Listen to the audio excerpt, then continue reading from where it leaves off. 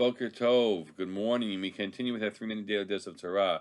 Yesterday we learned an alarming Tanchuma, Midrash Tanchuma, which tells us, that starts off by describing why wasn't it Moshe gave the full accounting that he did. Hashem believes him. That's all that matters. And the answer is, the Jews were whispering, and they say, how is Moshe so well off? How does he look so well fed and so and look how he's doing?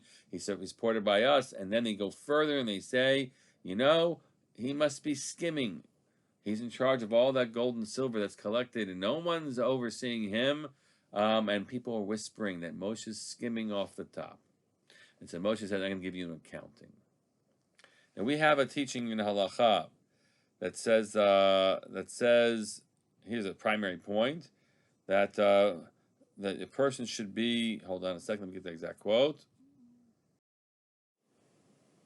Yes, this is what it reads as follows. This is Halacha in the Rambam. Referring to the Gabbai Tzedakah, the person in charge of the Tzedakah monies, he shouldn't count the Tzedakah Ma'ot HaKupah Shnayim. He shouldn't do it in bundles, two, and count by twos. Ela Echad, one thing at a time. He's got to count it that way. Mipnei HaChashad, because of the fact that people are going to be distrustful, and they'll make assertions about this person that he's not to be relied upon. Shene'emar, and why does it matter? V'hiyitem nekiim miHashem u'miYisrael, the pasuk in Bamidbar, that you have to be clean. You have to be clean from God and from Israel. Now, even though Moshe knows I'm clean by God, I'm an honest man, and God knows, God will testify for me that I'm an honest man. It's critical that a person who lives in a reality that people, in the worst part of people, is to be suspicious of and the people that they have entrusted. Right? First they say, "Be our God by tzedakah," and then apparently they are suspicious of them. The Torah says a person should be careful with his own reputation. It's a mitzvah to make sure that your reputation is good. Not just smart and wise, but it's a mitzvah to do so.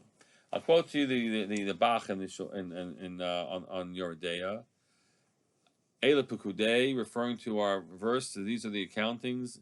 This is a synopsis of the Bach. Even though those good, fine people in charge of the tzedakah monies, you're not supposed to be picky and follow after them, and it's wrong to do so.